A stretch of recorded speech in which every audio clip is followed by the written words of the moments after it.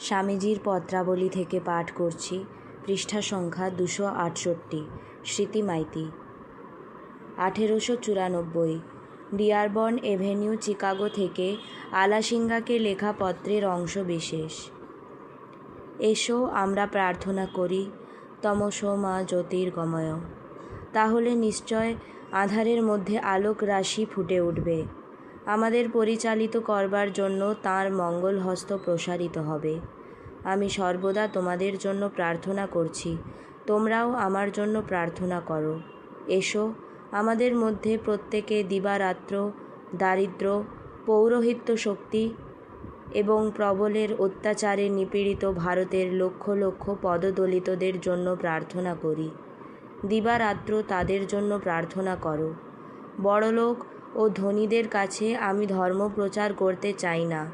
আমি তত্ত্বজিজ্ঞাসু নই, দার্শনিকও নই, না না, আমি সাধুও নই। আমি গরিব, গরিবদের আমি ভালোবাসি।